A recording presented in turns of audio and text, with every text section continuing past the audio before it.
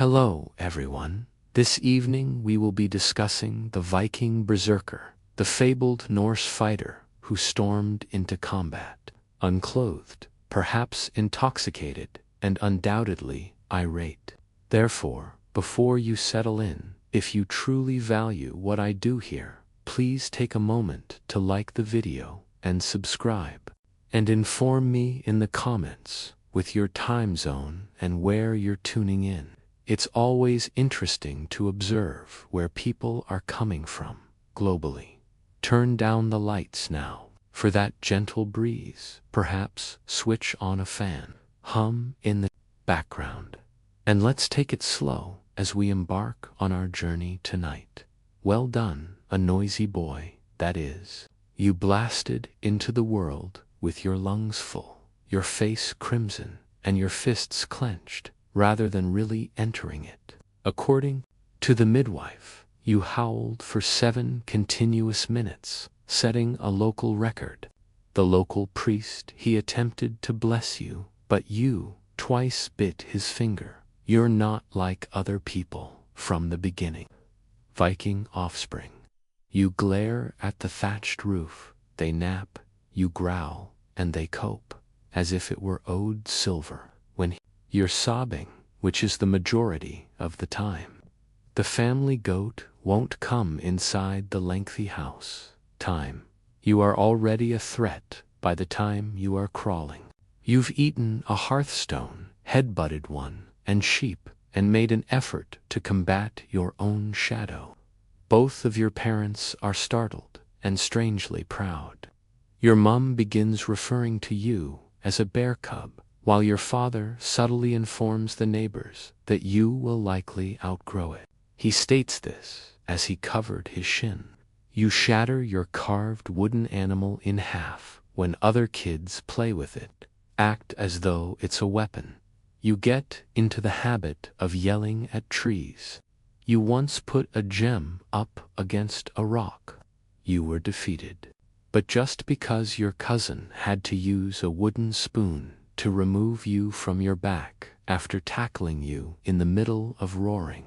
As you develop, so does your reputation matter. Words like spirited or cursed are muttered by older people. You're not permitted. After that one episode where you bit the handle off by mistake, or on purpose, you don't go near the me barrel anymore. You're 4. According to the village shaman, you are born with the fire.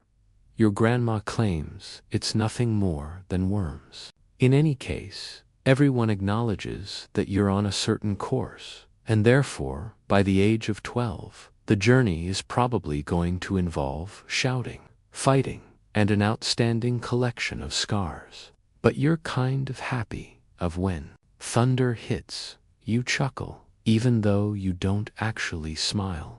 You've began wielding a stick that you refer to as the enemy.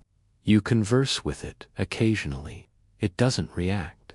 However, in a frigid land where stoic people and silent survivalists, you stand out. Fisherman, a tiny, shirtless tornado of unpredictability and promise. You're not constructed for farming. Peace is not what you were made for. You're made to berserk, and the village is aware of it. Your early years, if they can be called that, are more about collateral damage than innocence. Practical skills are taught to most Viking youngsters at a young age. Tying a rope, constructing forebs without trampling on livestock. But you're an expert in unintentional mayhem. Within an hour of acquiring your first wooden weapon, you shatter it. It was from swinging it into a support beam at breakfast, not from training. The house sways. Your dad simply sighed. You've been repeatedly barred from the chicken pen. It began as interest. After that, you attempted to train them. You then issued a single fight challenge to the rooster. The rooster prevailed. You announced a rematch. You go about with a single feather braided, but no one knows what happened to it after that. into your hair and declare yourself victorious. When you're 6 years old, you make your own shield of a shattered barrel lid and rush into the drying racks owned by the household. Clothes fly. Your mother refers to you as a human hurricane. Your grandma claims that a warrior spirit has taken possession of you. You can tell you simply wanted to see if the pole or you would break first. People. It was the pole. You're just enthusiastic, not malevolent. Your intentions are always quick and loud, but they are never unkind. If it's still there, you push it. You hit it if something cacks. Anything that moves is pursued. Immediately, the village adapts. The neighbors start strengthening their fences. Local boys pretend to be your father. Home girls whisper and point at you. You're goat trained according to one courageous child. You get the nickname Snowbreaker after you throw him into a snowdrift. You take pride in wearing it. The only real buddy you have is a Thoric, is a sheepdog that follows you around and sometimes protects you from your own choices. Such as the time for training, you attempted to scale the fish-drying scaffolds. You went down. The Yorfall was broken by fish. When it rains, you still smell like haddock. Sometimes you should be sent to the temple for spiritual counsel. According to an elder, the temple declines courteously. Thus, you stay always half-covered in mud and stories, a child of splinters and commotion. Nobody teaches self-control. Nobody is brave. Because it's evident, even at age 7, you will never become a Viking farmer. You will develop into a Viking issue. When you turn 8, the villagers are now questioning, how do we point him at our fault, instead of, what's wrong with him? Adversaries, you seem to be attempting to outshine the thunderstorms in a gazing competition. The sky. Something about the way you race through puddles, instead of merely running barriers, through objects that were not intended for charging. You have a legendary appetite. You consume even in the summer. It feels like you're getting ready for winter. You inadvertently consumed 3 boiled eggs at one feast. 2, before anyone noticed. There were fish cakes and a portion of a table centerpiece. Upon their arrival, you were already overlooking a ladle. There are splinters and bruises all over your body, but they don't seem to stop you. The neighborhood healer just gives you a comforting pat on the back and advises, try to aim for the soft parts next, after giving up on trying to manage your injuries. Time. You've started to laugh not with delight, but with a full I simply enjoyed it and got afraid. A bit of a sound. You used to laugh like this after tumbling off a roof. You broke part of your arm, a barrel, and an onion crate. It was the best day of your life, you said. You begin calling them battles while brandishing sticks the size of little O's. Staves. You call them things like Stick of Pain and Skull Tickler.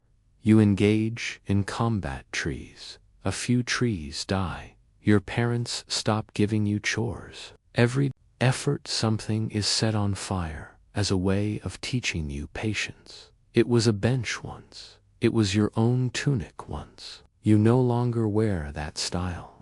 The village elders start speaking, but not in hushed tones, yet in whispers, full with wonder and anxiety. It's said that you could be Berserker-born, Odin's touch, or perhaps simply cursed by consuming too much goat milk. In any case, you are more than simply a boisterous kid now. You are something more, something that is unbreakable, untrainable, and when you walk by, it frightens wolves and causes birds to fly away. You're turning into the exactly what Norse moms warn their kids of, and you haven't even begun your adventure properly. Yet, at 10 years old, finally, someone makes the decision that you ought to get official training. Since nobody genuinely wants to be, it's unclear who your instructor, Gore the Limp, a veteran with one eye, eventually offers his services, primarily out of boredom, or perhaps as retaliation. Standing 20 is Gore's preferred method of training. Shrieking, swing harder and less teeth, more axe, as you thrash madly at trees and straw dummies from a distance. Trunks, as well as the sporadic overhanging foul. He doesn't fix your form, primarily because you lack any. You have velocity and the unquestioning faith of a boy who tried once to wrestle a weathered oak by the arms. There aren't many weapon possibilities. You're given a practice. Axes are so boring that they may be legitimately referred to as spoons. You use a rock to sharpen it. The rock is defeated. The following day, Gore gives you one that is heavier. You swing it in the middle of a chat and knock his drinking horn into a fire close by. He gives a nod. You'll succeed. Other kids receive disciplined training and accuracy. You practice by yelling at birds and running at bundles of hay. Your not learning swordplay is just as much a part of creating a very intimate bond with chaos. A Norse mainstay, wrestling, is also introduced to you. The first game concludes with a youngster named Eagle stutters when you forcefully throw him into a puddle. After helping him up, you inquire as to whether he would like to become your buddy. He moves to another village and declines politely. Although there isn't a formal curriculum, it's obvious that you're being prepared for something unique. People begin to call you a project rather than a boy. Gore claims to have never witnessed such raw, misdirected anger ever since he had defeated a monk in a raid by headbutting him. The only lesson that is structured for you: enjoy your chance at fight. The only reason shouting in chorus with other lads gives you a social advantage isn't for the beat. Acceptable method of shouting without getting told to go back outside. You don't master timing, balance, or footwork. You become an expert at being unpredictable, the kind of uncertainty that causes seasoned fighters to automatically move aside when you charge at them. Since despite being unorthodox, training is effective, fur is the next phase. Madness and outright berserking. Your reputation has increased since you were 12 years old, more than your physical body. 3 villages know you as that noisy boy who hits things with his head. One farmer as well asserts that you forced his scarecrow to resign. A rite of passage is overdue, the formal induction into the Berserker fold during the bearskin ceremony. Nobody explains the purpose of the ceremony. Will be involved. Gore, the Limp, merely moans one morning and gives you a pail of goat blood and declares, "This won't help you relax, but you're in a little deranged, frothing at the mouth manner. You are taken far into the woods, where 5 burly men are gathered around a fire. They're all either shirtless, murmuring to themselves, or scarred. One is all 3. They give you a nod in a very Viking manner, cold yet menacing. The initial segment of during the ceremony, the goat blood is used to paint runes on your chest. The symbols most likely represent bravery, fortitude. Try not to ask questions, or rather, please don't bite me. You also attempt not to sneeze. The exposed skin follows. It smells like it fought and is huge. It hangs over your shoulders.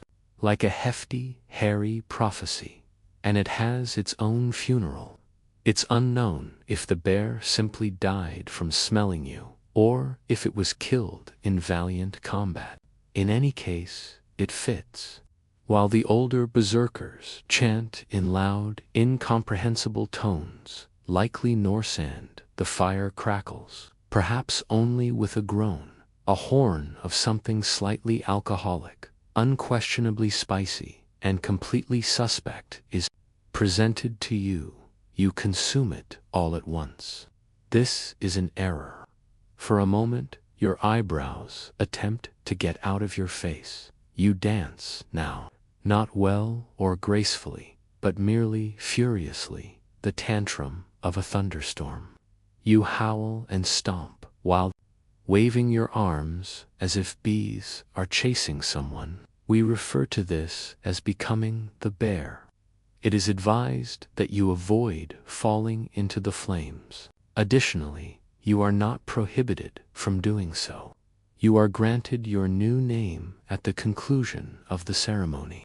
It could be a wolf, Ulfa's whale, that child, or liver. Your dizziness prevents you from hearing well, yet it is irrelevant. As of right moment, you are a berserker in training. Your adversaries, you've been handed the fur, so you should begin to worry. You're also learning how to snarl now. You're a junior berserker now, and you smell like damp thunder on your bare skin. It's time to study one of the most revered and ancient aspects of berserker culture, rites prior to combat, which primarily entail the use of mushrooms. Not the type you consume, Stu, the kind you eat to yell at clouds and question reality. Nobody clarifies exactly what, yes, these mushrooms do. They simply give you a fistful and instruct you to eat quickly. Quick.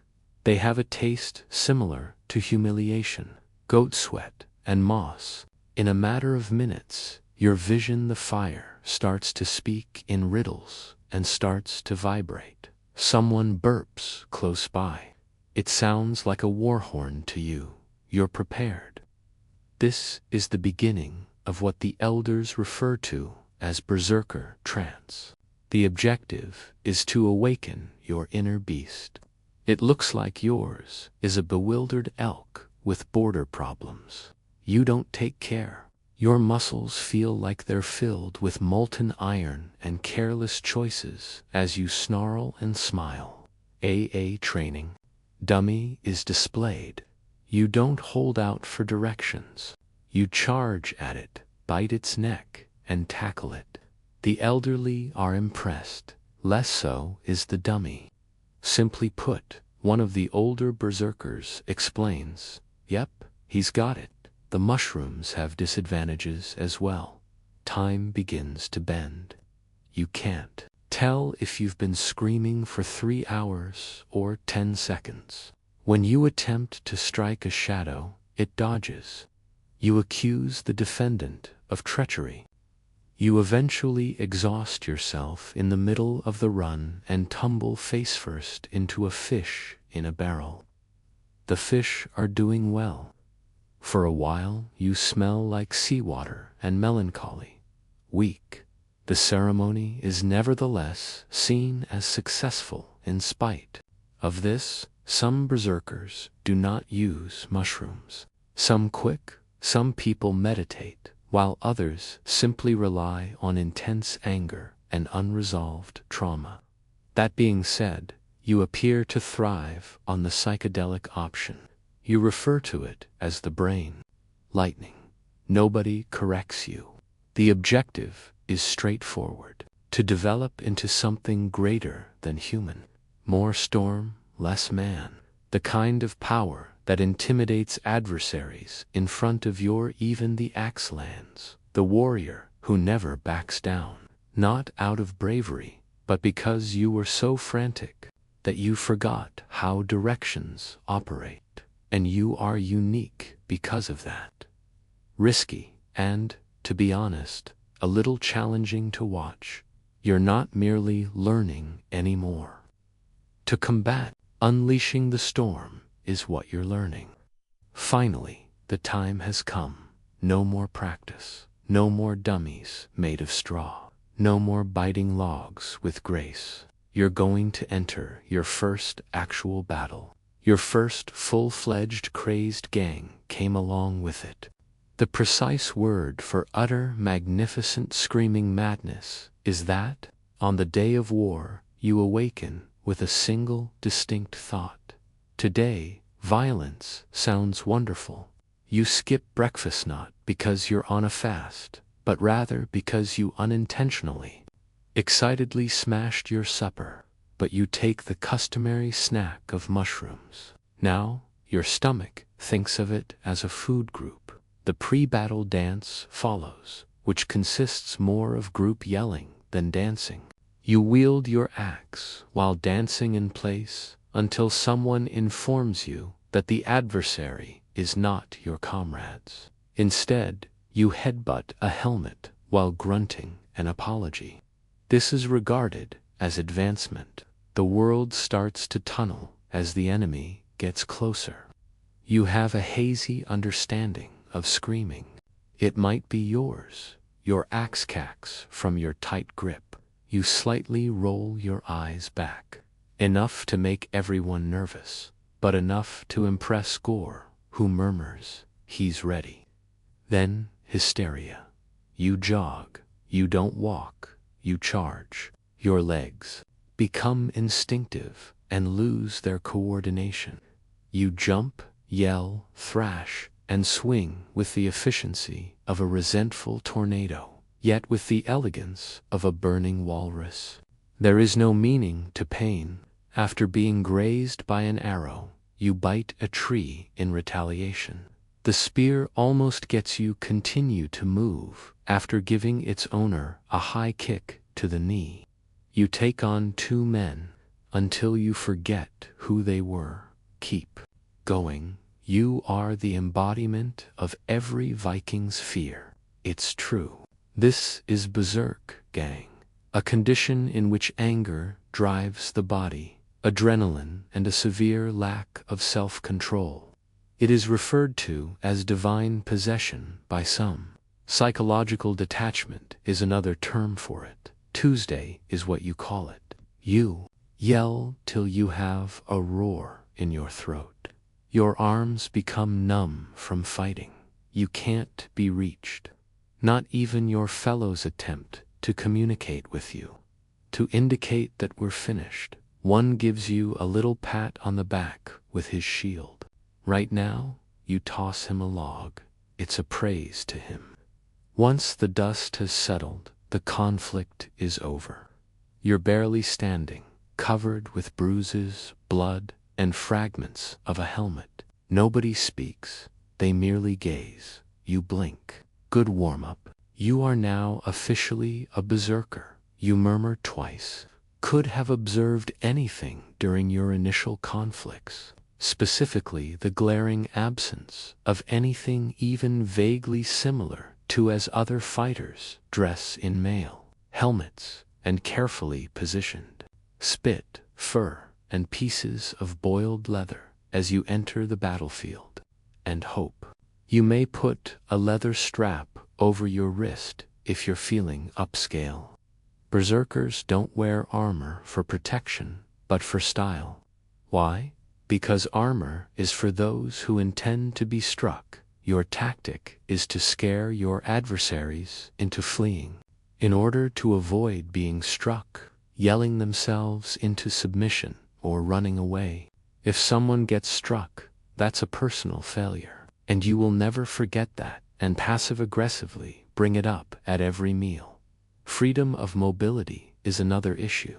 Armor is bulky, clinging, and it limits the amount of flailing you may do. Additionally, berserker fighting involves 80% flailing, 10% rolling through burning bushes, and 10% biting. That's not possible in a helmet. But your covering of bare flesh is holy, and it smells like cooked gammon and regret. But it's important. Some claim it has magical abilities, such as the ability to absorb it, mostly only absorbs rain and makes you appear more formidable to enemies or to steal. The concept is that you're not intended to seem human. Instead, you're supposed to look like a furious rug. The absence of armor also means that your body becomes the armor, like something that fled a story and now stalks the coastline, where others create shields, you create calluses. Your scars reveal tales. Bruises create constellations. And if you're truly dedicated, you use ash to tattoo a wolf on your chest. A sharp stick, bad judgment, and yes, it hurts occasionally. Blades and arrows sting, cause scars, but for a berserker, pain serves as a useful reminder that you're not dead yet. You were stabbed in the leg once, but you were unaware of it until someone pointed out that you were leaking, tossed a rock at the man who attacked you after thanking them. Other fighters could laugh at your lack of protection until they see you scream and use a wooden spoon to take down 3 men. And then they begin to laugh from a distance because armor is overrated. You have fury, anger, and no fear whatsoever. Here's a little-known fact about going crazy after the blood. Haze settles. Even if you have the greatest of intentions, everything appears to be against you. May even enter combat with the thought, today I will only maim the correct people. However, the yelling soon follows. When the mushrooms start to take effect, your own warband appears strangely stab-worthy. The incident is minor. You try to give your shield brother a high five with your axe, but he takes it in the head. Stride. He grunts as he applies moss to the cut, but it's part of the experience. Rises rapidly. During your 3rd raid, you attempt to hit a fellow Viking who has a braided beard because you think it is a snake off his face. Later, you hurl your helmet at someone yelling during a fight. Your name, your cousin, was attempting to inform you that dinner was ready. But because you're a berserker, and berserkers are like really aggressive puppies, one harbors resentment. Messy, you're not entirely conscious of how hard they're biting, and you're erratic. You even apologize in the middle of a rage after he nods graciously from the ground, after bashing into someone's back and letting out a yell and thumbs up. The war. Some wear bright red ribbons to remind you not to tackle, and the band starts devising strategies to survive around you. Others stay 10 feet behind you and give you space, yet you forget them nevertheless. You spend 20 minutes chasing a tree after a cunning fighter starts yelling your name in the middle of a battle to confuse you. Sometimes someone says you should wear a bell around your neck. You ignore them. You act like a goat, but you're not one. By this point, your allies have created a mechanism that says they wait if you charge in the incorrect way and roar in order to make you feel successful. They know to give you 5 minutes at a tent before subtly setting it on fire.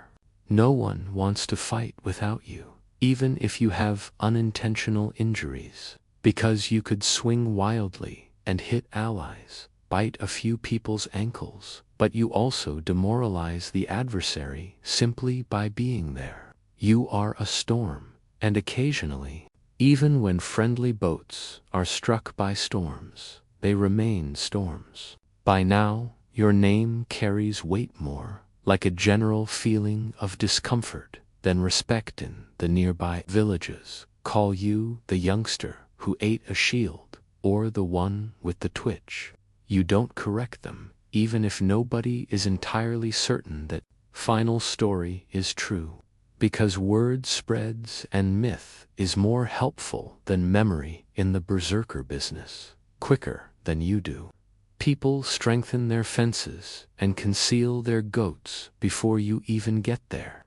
Kids murmur some grown-ups, particularly those who still recall that time you mistook a feast, also call you by name during storms. For a brawl and turned 3 tables before someone gave you a lamb leg and steered you in the direction of the food. Enemies pause when they see you in combat, not because you're tall or you're not fancy. You're typically shirtless, barefoot, and bleeding from somewhere. However, your eyes convey the message: I don't care, and I don't know who you are. I simply require something to yell at. This battle of the mind is yours finest weapon. You lack sophisticated technique and well-maintained armor. It's much scary that you have a reputation. However, there's a cost associated with reputation. Control of damage.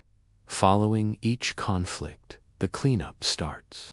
Typically, you wake up with a headache, covered in blood from someone else, and holding onto a tree branch that you've called victory.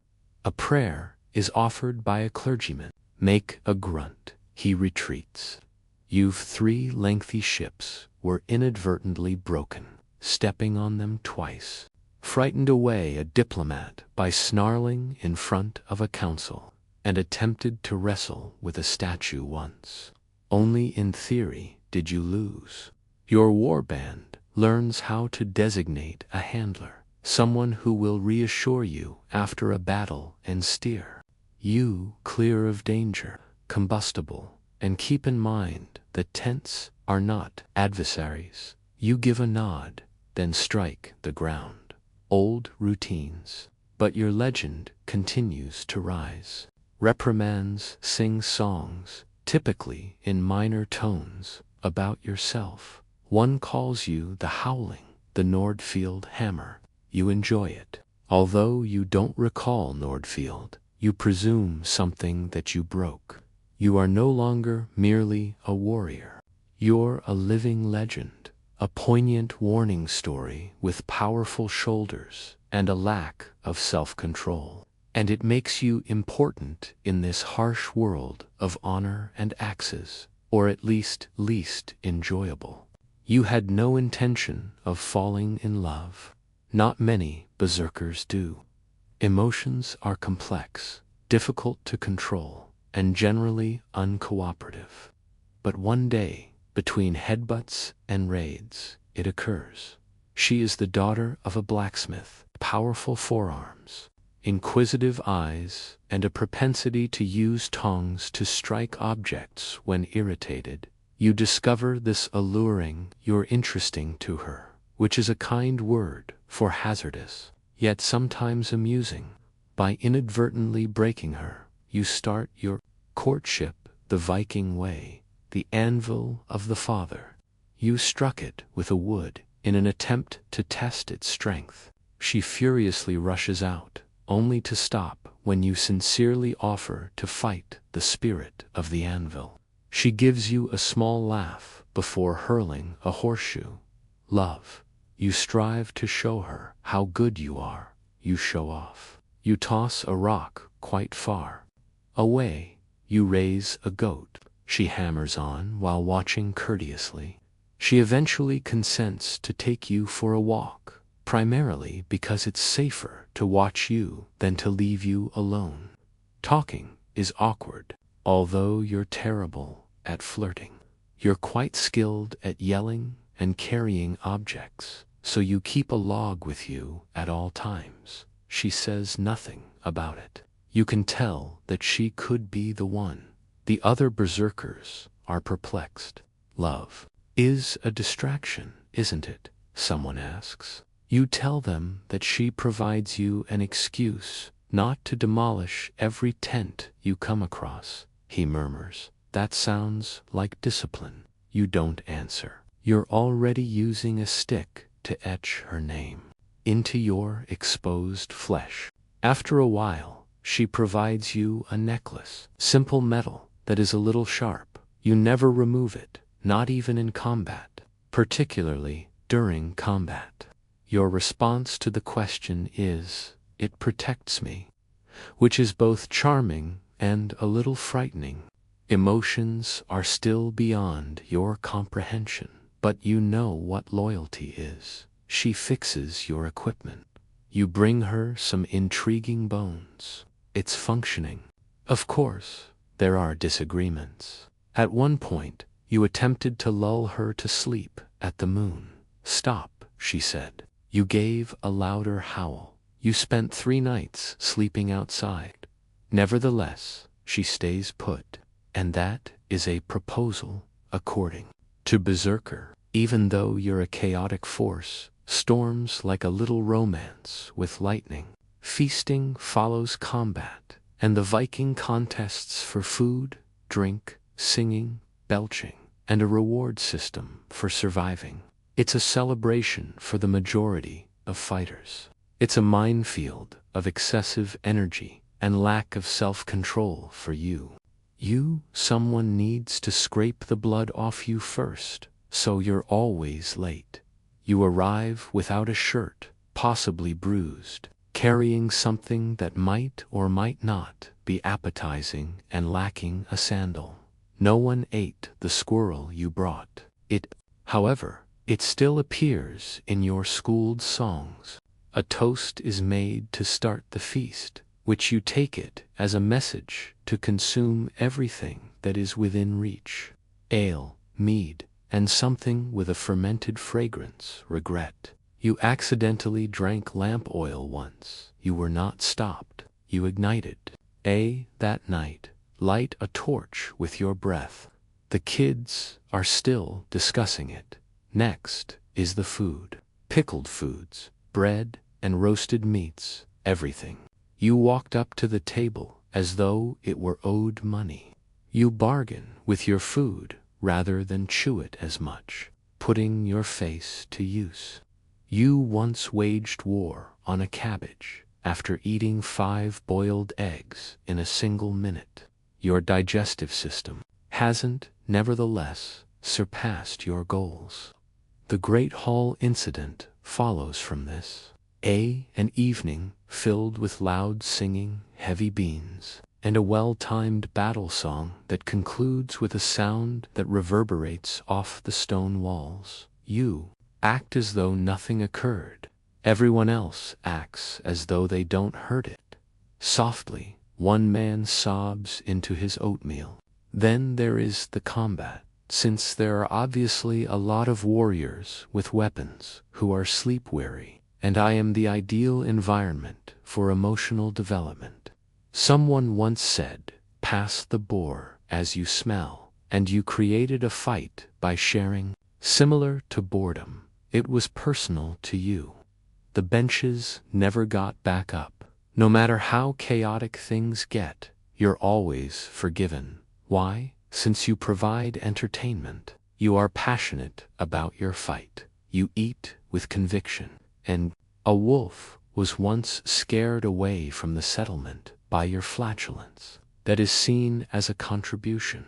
When the night is over, you're sleeping beneath the table, humming a war song to yourself while holding a hammoon. Since berserkers don't simply fury in combat, they also party like it's the end of the world. There is one anecdote that every great berserker keeps to themselves. We call yours just the sheep incident. It begins similarly to earlier raids. A coastal village, a large ship, and the odor of arrogance. You're pumped. Your battle bear skin is on backwards for the purpose of intimidating sexes. Nobody corrects you. Nobody wants to pass away today. The strategy is straightforward. Take a little community by storm. Grab some silver for fun. Break a couple fences. You get there. The village is deserted, suspiciously vacant. Not a guard. Don't yell. Simply a great deal of sheep. Most fighters would hesitate. You make a charge. You jump from the ship, screaming, and dash directly into the initial woolly confusion. It's a sheep, you see. It doesn't defend itself. You interpret this as surrender and proclaim victory. Most of them are confused, so they follow. You launch an assault, buildings with unbridled passion. It turns out that one of them is a chicken coop. You are violently pecked by Olaf the rooster and 5 hens. You headbutt the sky in retaliation. It's who wins is uncertain. After a while, you knock down an altar and enter what appears to be a sacred dwelling. It was someone's kitchen, it turned out. You consume a candle and 2 loaves of bread. It's only until it burns that you realize it was a candle. Begins to burn in your throat. You snarl. The candle laments everything. It becomes clear that this was no community. It was the summer pasture of someone, an elderly lone farmer. Arrives with a rake and a mild expression. Irritation, you yell. He narrows his eyes. You make a charge. He tosses your head a turnip. You back off. The raid officially comes to an end at this point. Nobody is back at camp, says anything. You nod as one of the warriors murmurs, "We stole a goat." Solemnly, "And we burnt a cabbage patch." Someone else adds, "It looked scary." The reprimands attempt to turn it into a brave story. They don't work. The berserker who defeated a flock and lost to root vegetables is how you're remembered. You make an effort to protect oneself. "The sheep gave me a weird look." You persist. They give a nod. They've heard worse. Nevertheless, your legend continues to expand, because sometimes a berserker's legacy isn't solely about winning, it's loudness. You've grown up, not really sage, but the type of senior where people no longer recoil when you raise your axe because they know it takes a lot of effort. And your knees crack when you crouch, swinging for the entire minute. You have a graying beard. Your wounds are acting twice as weather forecasters. You've started narrating combat stories to everybody nearby. Kids, tourists, animals. You once told a barrel for 3 hours before figuring out that it wasn't paying attention. Didn't matter. Still, it was a fantastic tale. There aren't many berserkers like you living. Most people like you burn out early. Too many mushrooms. Too much anger and insufficient ducking. However, you, because you are unpredictable, you have escaped death. Not even the gods can predict your next move. Your name is spoken respectfully, or bulk, at the very least. Some people claim you are half wolf, half bear, and half insane. Nobody performs the calculations. They merely give a nod. You've attempted to teach a few young soldiers, give the berserker craft to someone. One learnt to roar from his stomach, from you. You showed someone else how to deal with a tree without "I apologize." In the middle of a battle, you even showed a third how to yell, "I am the wind." Even though she now owns a bakery, she still yells it while kneading dough. You no longer raid as frequently. Your most recent effort ended in you blame the architecture for getting caught in a doorway. Rather, you stand by fires, protect the village, and complain like a mountain that is especially irritable. Sometimes a mushroom is brought to you. You take a whiff and murmur, "Not hallucinations today." The blacksmith's girl, your friend, continues to tolerate you. When you roar at thunder, she rolls her eyes. When she instructs you to wash your cloak, you roll yours. You too pays attention. Love is that. Thus, your legacy extends beyond conflict, but being there. Youngsters yell and toss sticks when playing Berserker. Elders murmur, "You," every time someone kicks over a bench. Your legend is no longer there. Chaos is no longer the only topic. It's about laughing, surviving, and having a very bad table. Politeness. Even though you're not here to stay, your stories will loudly, falsely, and most likely involving sheep. Nobody, not even you, lives forever. The Northern Nightmare. Shouting, thrashing, mushroom-fueled. One winter, you're the cold begins to argue with bones. More often than not, you grumble. The blaze turns into your go-to weapon. Sitting next to it, you murmur to yourself, while shaving a little and polishing your axe. You sneezed and unintentionally ran out. You have no fear of dying. You've yelled at too many times. To make the afterlife envious, you once attempted to wrestle a thunderstorm. If anything, you're irritated at how long it's taking.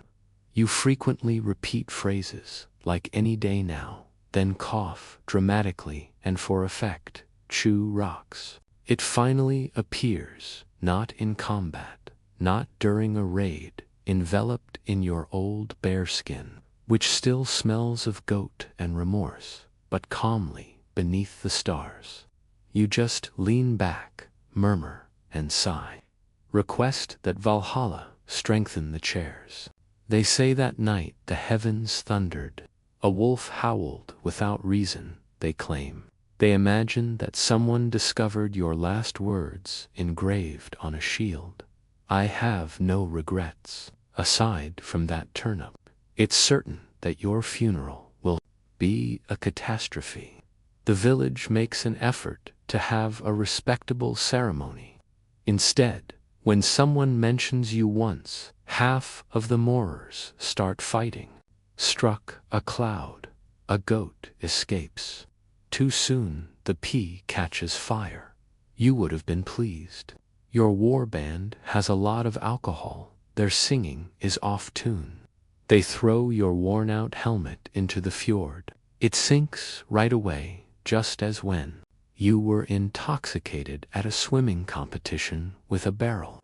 Kids use sticks, moans, and the occasional backflip to act out your life. A log is bitten by one of them. Everyone is in agreement. Your soul endures. The reprimands compose songs. Not a single detail is true. You're said to have seduced a woman and killed 20 men in one swing.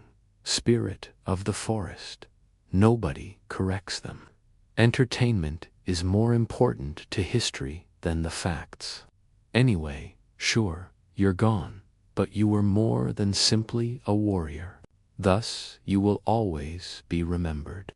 You were a veritable tornado in human form, with equal amounts of humor and disorder. Long after the fire is extinguished, your yell continues to reverberate through stories, wounds, and shoddy tavern walls. Your mind, most likely, automatically conjures up the typical cliches when you think of a Viking.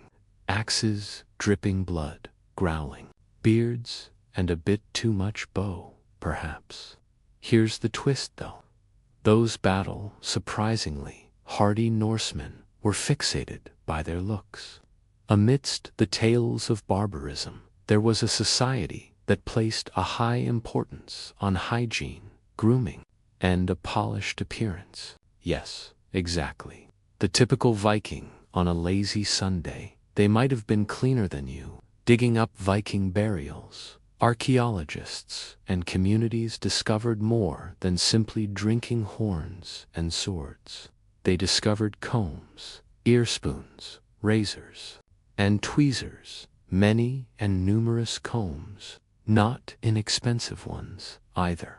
These were expertly cut out of either antler that occasionally has beautiful embellishments inlaid into it. We are not discussing utilitarian scrapes on the teeth. These were artistic creations, prestige emblems worn on belts, or concealed in bags similar to Viking Gucci. They also went beyond combs. Both men and women owned grooming kits, which were frequently kept in the same condition as weaponry. That wasn't a coincidence. Personal cleanliness was more than just hygiene to the Vikings. It was a mark of honor. Having a keen appearance indicated that you respected yourself. Additionally, in a culture where one's reputation was crucial, you didn't attend a feast or something resembling a sloppy bale of hay, their take on a town hall meeting. Indeed, the distinction between peacock and warrior became somewhat hazy. Hair braided, beards oiled, and vibrant tunics. These weren't pastimes, they were declarations. A clean-cut man, look at this beard, it's pristine, he continued, despite the fact that I had just spent 3 days at sea and beheaded several monks. Grooming items were available to slaves and others of lesser class as well. Why? Because the Vikings, in contrast to certain later medieval communities, did not view cleanliness as a sign of devotion or humility. It was sensual and devilish. If you wanted to make a power move at court or wow a prospective wife, you began with a tidy face and well-groomed hair. First impressions were important. Ask any Viking woman. The majority of sagas define beauty as having brilliant eyes. No, the Vikings have lustrous hair and immaculate skin, not scars from battle. Weren't filthy savages. Rather, they were stylish, high-maintenance fighters who did more than simply use swords to win battles, with flair. As the rest of medieval Europe continued to debate whether water was a devil's tool or a potential disease-causing agent, the Vikings were cleaning themselves up as if it were a national sport. Being clean was not a one-time thing. It was a habit, so much so that they actually gave it the name of a day, Lugertiger, bath day, which ultimately gave us the phrase Saturday. Yes, Viking is a part of your lazy Netflix and shower day. 4. The Vikings, bathing meant more than simply cleaning off dirt from the battlefield, or it was social, spiritual, and occasionally even romantic fishing filth. Families would pour water into wooden tubs after heating it over a fire. You might have your own private bathhouse if you were rich, but if you were poor, no excuses, you were getting clean, even if it meant settling for a local creek. Soap. Yes, they had it. Viking soap was hardy and made from ash and animal fat, alkaline, gritty, and surprisingly powerful material. Although it wasn't mildly exfoliating or lavender-scented, it did the job. Conveniently, many Viking men bleached their hair with some of these techniques. So, a blonde beard wasn't simply a gift from the genes. It may also be a fashion statement. Centuries before punk rockers considered it edgy. Ancient Norsemen were actually bleaching their beards. Their foes detested this aspect of them, and this is where the fun truly starts. The Norsemen's cleanliness infuriated English monks and chroniclers, who would gripe that the Vikings washed. It's scandalous, isn't it, that they changed their clothes, combed their hair, and wore their faces every day. A century-old chronicler even attributed the Vikings' success with Anglo-Saxon ladies to their grooming practices. Not a good appearance for the locals. English women were utterly enthralled with how new and stylish their invaders looked. Guys, to be clear, Viking women were just as important as men when it came to bathing. Thorough. They probably used hair oils, skincare products derived from botanicals or animal fats, and yes, their personal grooming equipment. Cleanliness was shared. You took a bath, you interacted with others, and perhaps you attracted the attention of that adorable shield maiden across the steam. If you had Viking, think again about the Vikings' clothes as nothing more than tattered pelts kept together by fish, slime, and bad choices. Possessed flair in addition to functionality. These were not cave-dwelling barbarians who they meticulously designed their garments using layers, needlework, and color. Then they threw on whatever animal died nearby of layers. If you were wearing dull beige and entered a Viking longhouse, someone might give you, let's start with the basics. Viking males usually wore a comb and inquired about your well-being at home. There was more to it than a thigh-length linen or woolen tunic worn with pants or leggings. In addition to being used to support objects, belts were a common fashion accessory to flaunt affluence.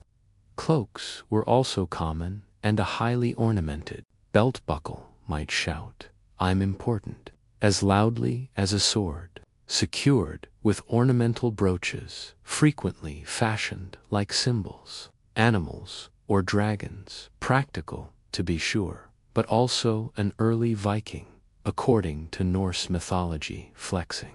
The women, however, were not merely dressed in potato sacks. Equally distinctive was the attire of Viking women, who usually wore a long underdress held by a shorter overdress, at the shoulders by a pair of oval brooches. In between the brooches, charms, beads, and possibly even small keys or scissors. It was a combination of practicality and part power statement, part jewelry. Curious about who is in charge of the home. Look for whose accessories are the most jangly and color. Oh, they Vikings used natural pigments to tint their garments, because they liked color. Yellows from birch leaves, blues from wood, and reds from madderroot. However, deep, rich colors were even common. People wore some color, even if it was only for the wealthy. Of red or blue on your tunic could indicate good taste, or simply that your wife had access to high-quality dye. Often leather boots or shoes fastened with laces or toggles. They were useful, frequently changed, and not especially ostentatious. Unless you were wealthy, in which case you might have them customized or decorated. Vikings didn't simply put, they wore their culture on their heads, from flawlessly formed beards to meticulously braided hair. Forget the shaggy. It was a declaration of strength, identity, and yes, sex appeal. Unkempt manes you see in grim TV dramas. The real Vikings meticulously tended to their hair as if it were facial armor, expertly constructed and proudly worn. First, the beard. A revered, short, long, forked, braided, or squared canvas. For the Norseman, his trademark was a Viking's beard, yet growing one wasn't the only thing that was required. Beard oil, probably derived from rendered animal fat combined with you won't be able to enjoy many feasts if your beard looks like a goat chewed on it. Herbs maintained things nice and shining. Invitations, however, it wasn't only guys who were extremely proud of they usually had their hair long and parted down the middle, frequently in a braid or curled into elaborate braids. Girls may accessorize their hair with ribbons, earrings, or even pieces of metal that represented family and status rather than just being ornamental. Ties, and occasionally even accessibility. Yes, Viking hair may entice you before you and braiding go.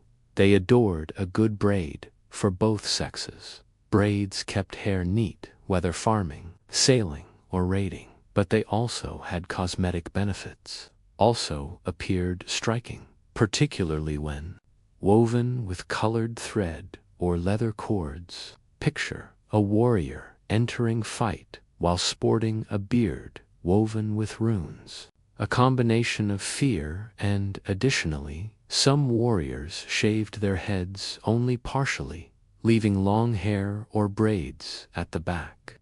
A striking appearance that might have originated from tribal or regional identities, giving adversaries something to keep in mind if they hair care products. The Vikings didn't play around.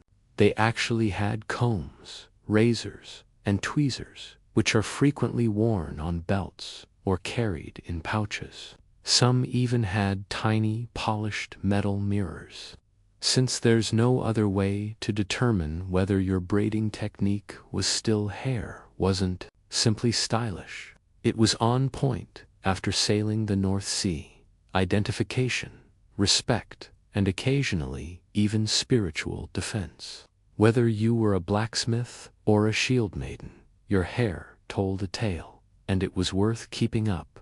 Like any good saga, you would be correct to assume that Vikings are tough and practical. However, practical did not equate to dull. These folks cherished their bling. Jewelry was more than simply ornamentation. It served as a combination of money, a prestige symbol, a family inheritance, and a means of personal branding. It would be impossible for a well-dressed Viking to leave home without some glitter. Let's start with the classics, regardless of whether they were going to a feast or a full-scale raid. Brooches. They were especially important to Viking ladies, who used them to flaunt their riches and artistry, in addition as keeping their clothing together. The well-known oval brooches worn at the shoulders were frequently made of silver or bronze, and occasionally inlaid with little animals, elaborate patterns, knotwork, or serpents. There are beaded strands with metal, amber, or glass charms in between those brooches. Consider them to be wearable versions of LinkedIn profiles. Here is my wealth, my network, and my art. Let's connect. The popular flexes for males were necktalks and arm rings, thick, twisted, and sculpted bands of brass or silver that are frequently worn with pride. These weren't merely ornaments, they were money. A silver arm ring, which could be broken into pieces and weighed like coin, might be given as a reward. For devotion by a chieftain, yes, exactly. Emergency savings in the form of Viking bling. It was also typical to wear rings on your toes or fingers. Some were inscribed with blessings or brief runic phrases. Others were only decorative. Indeed, there were wedding bands. However, they tended to be big and symbolic, rather than delicate or romantic. Like anything Viking, a ring, a brooch, or an exquisitely crafted pin could be given as a wedding present. It was more than simply marrying into a family. You demonstrated that you had the resources necessary to stay up. Not to be overlooked are pendants. One popular item was Thor's hammer, which was worn as a lucky charm and sacred symbol. Hammers with silver carvings were frequently seen dangling from leather or woven fiber ropes. As more Norse people converted, Christian crosses also began to appear. They were not snobs, the Vikings. Just in case one deity wasn't on duty, they would wear both. Don't believe that only Persian poets and medieval queens used makeup and skincare products. Clean clothing and well-groomed beards were only one aspect of Viking grooming. These warriors experimented with what we would today refer to as personal care, fragrance, and yes, makeup. They were both men and women. First, let's talk about the notorious Coal according to certain reports, particularly those from Arabic observers like Ahmed ibn Fadlan. Viking men lined their eyes with a dark color. While it obviously helped, this was more than simply a way to seem threatening. Lining the eyes served as a kind of early sunshade for seafarers, reducing glare from the sun and snow. The fact that it also made you appear like a smoldering Norse deity didn't hurt, of course. Fantastic and useful. According to the Vikings, yes, please. Even if there isn't a Sephora in a long home scenario, there is plenty proof that fragrances and beauty care were important. Balms were made from animal fats and herbs to protect against the cold, soften skin, and relieve windburns, mostly employed as an adhesive or antiseptic. Birch tar can also be applied topically to soothe minor skin irritations or deter pests with its potent aroma. Speaking of fragrances, the Vikings were aware of the power of aroma even if they did not have access to bottled cologne. To keep insects away and provide a nice scent, they added herbs like thyme, mint, and sweet gale to their baths and clothes storage. Richer people even inserted linen sachets with aromatic leaves into their clothing, basically the medieval equivalent of a dryer sheet.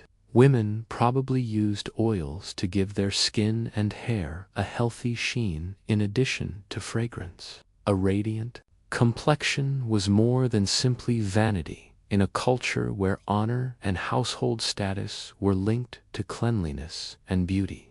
It demonstrated self-control and household expertise, not to mention the teeth. Although some Viking skeletons had ornamental grooves bored into their front teeth, perhaps filled with pigment or resin, the dental condition of these remains is surprisingly remarkable for the period. Nobody is entirely certain if this was early mouth tattooing, tribal identification, or fashion. However, it does prove one thing.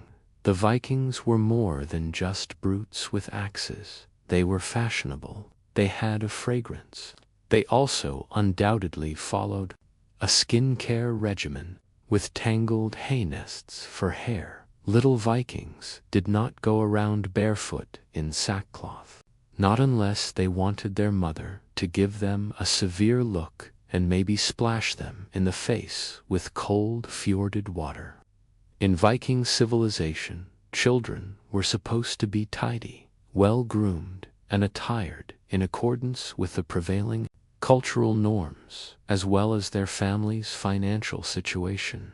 That is, there were style guidelines, even for the toddlers. Typically, Viking children dressed like smaller versions of adults. Depending on the weather, boys' tunics and girls' long dresses are frequently layered with cloaks or aprons, with soft leathers occasionally used for shoes or in colder climates. Wool and linen were the preferred materials.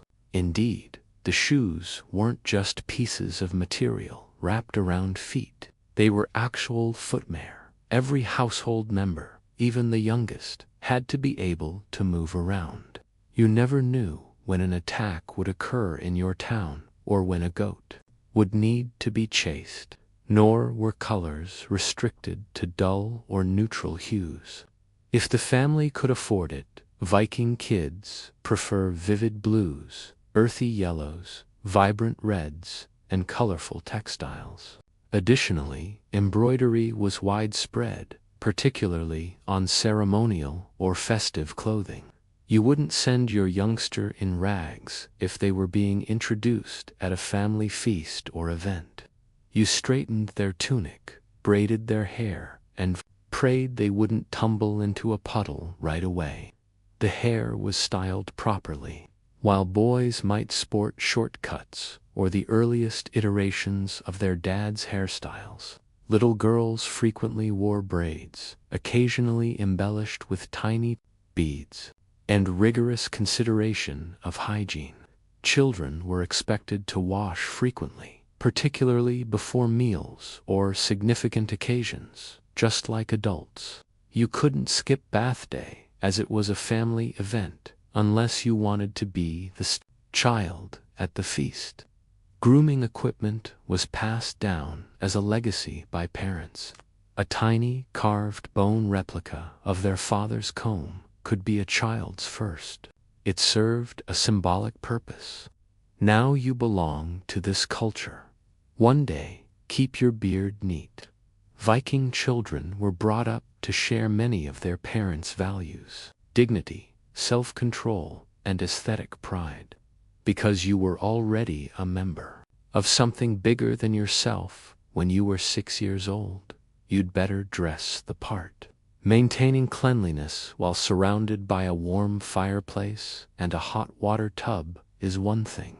Another is when you're sleeping in a long ship, plundering monasteries, and possibly avoiding arrows when you're halfway across the ocean. Nevertheless, the Vikings were able to maintain their personal cleanliness while traveling, or more precisely, when on the fjord. Viking soldiers continued to pamper themselves at home. On the contrary, they packed them. Grooming kits have been discovered with weapons, tweezers, combs, razors, and ear picks in archaeological digs from warrior tombs, all hanging from belts or tucked into leather pouches. After all, if you appear to have crawled out of a marsh to seize a village, what good is it? These were not ornamental tools. They were durable, useful, and an integral part of a warrior's character. During combat, a greasy, twisted beard could cause obstacles. Helmet straps were more comfortable with a clean-shaven neck. No one want lice either.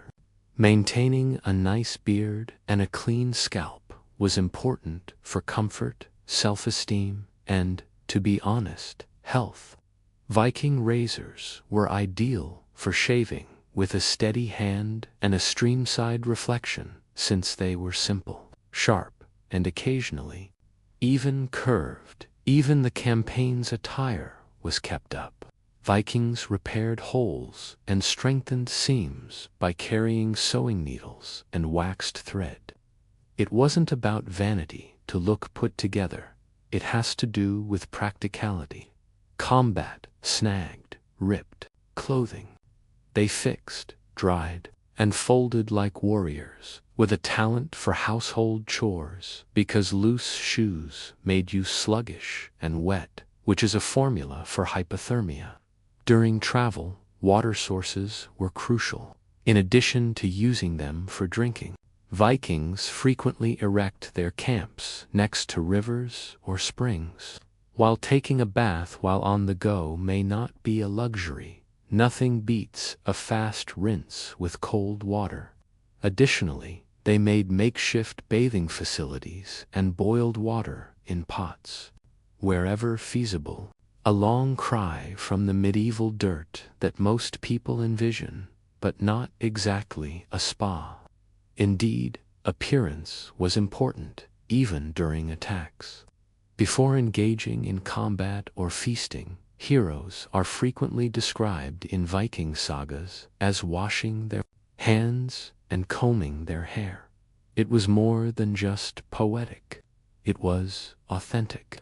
Because you had a well-groomed beard and clean fingernails, whether you were stealing a silver chalice or swinging a sword. It's time for a reality check. If you've been thinking of Vikings as dirty, meat-sweating monsters with fleas in their hair and axes in one hand, their foes were largely responsible for creating the story of the filthy Norse brute, wild-eyed, and covered in muck and blood. And let's face it, you would want to make a poor impression on history if you had just been raided by a muscular, fashionable seafarer who also had a minty juniper scent. In actuality, Vikings were among the most hygienic and well-groomed individuals in early medieval Europe. The Norse preoccupation with cleanliness made them appear to be walking contradictions in contrast to many Anglo-Saxons or Franks, who considered bathing to be immoral at worst and suspicious at best. How could someone be more adept at skincare and still be savage? Christian monks wrote with a curious mixture of disgust and adoration about Norse cleanliness. They detested the fact that Viking men took weekly showers, changed their clothing frequently, and combed their hair. A priest even complained that the Norse invaders were too successful with the local ladies, since they frequently changed their clothes, bathed on Saturdays, and combed their hair. Translation: we detest their heat. The mainstream media still makes mistakes.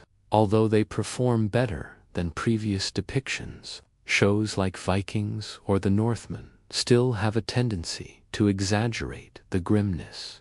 A Viking would actually be more likely to be side-eyed than praised if they showed up to a feast wearing ripped clothing and matted hair. How you looked and smelt was just as important as your status, honor, and reputation. Did all the Vikings have runway model appearances? No. Survival was the top priority, and life was still difficult. However, their culture was deeply ingrained with the values of neatness, order, and individual pride. One aspect of a warrior's strength was his appearance. The honor of a woman's home was reflected in her hair and attire. Vikings were interred with grooming kits, combs, and razors, because you should be a polished version of yourself in the afterlife as well. A respectable woman in the majority of ancient Greece was submissive, discreet, and concealed, invisible in public life, basically. However, if you were to stroll into Sparta, you would discover something very different. Women in Sparta weren't merely there. They possessed muscles, land, opinions, and, to be honest, a great deal of power. Spartan women were managing estates, verbally clashing with men in public, and striding proudly across the agora, whereas Athenian women were confined to domestic quarters. A Spartan lady was never instructed to be aware of her position. She was already aware that power was around. A Spartan girl is brought up to be tough, independent, and opinionated from birth, not because women were supposed to fight, but because strong mothers were thought to make strong warriors. Girls were given almost the same physical training as males, including running, wrestling, and javelin throwing. And much as crops require rain, Sparta needed fighters. The foundation of their entire culture was war. Additionally, tough, disciplined moms had to produce the next generation of troops. Spartan women had higher levels of education than their Athens counterparts. They were able to write, read, and above all talk. Spartan ladies were renowned for their keen tongues and witty repartee. There are numerous quotes left that deliver scathing insults to wives, sons, and even kings. It is well known that a mother who was giving her son his shield stated, "Come back with it, or on it." It wasn't a metaphor that served as the norm. Then there was the property issue. Women were allowed to inherit and possess land in Sparta, which was a radical idea in antiquity. Spartan women were said to own up to 1/3 of all property. Women were responsible for managing houses, running the economy, and keeping things going, while the men were away fighting and dying valiantly. They were more than merely influential. They possessed agency. They decided when to tie the knot. They weren't limited to silence, and they negotiated dowries. A Spartan woman might publicly question a ruling, particularly if it had an impact on her boys or her home. You haven't met the Spartans if you thought arranged weddings were chilly and uninteresting. Even romance was accompanied with strategy, and a hint of theatrical kidnapping in their militarized society. Candlelight meals and adoring looks were hardly the start of Spartan weddings. They began with a ceremonial kidnapping. Really, yes. In Sparta, the groom had to pose as the bride's thief in order to get married. Don't be fooled by the word abduction, though. There was no crime here. The performance was rich with tradition and symbolism. This is how it went. Following the arrangement of a marriage, usually by the families, frequently with political or the groom and his associates would enter the bride's home covertly and kidnap her with the intention of making money. She was brought to a hidden place where an elderly woman would shave her head, put on sandals and a man's garment, and place her on a pallet made of straw. Now, why the androgynous makeover? That's still disputed, but it was probably related to the strict gender norms in Sparta. The bride needed to be unsexed, symbolically, maybe to symbolize the passage from girlhood to womanhood. Alternatively, to demonstrate the manhood that Spartan valued by society. Another approach to connect the ceremony to the palace's military identity was to have her shave her head. Following all in all, toughness was required, yet femininity was acceptable. Next, the groom would visit her covertly at night, sometimes for months at a time. By day, he remained with the other soldiers in his barracks, adhering to rigorous military protocols. At night, he would slink off for these trysts alongside his spouse.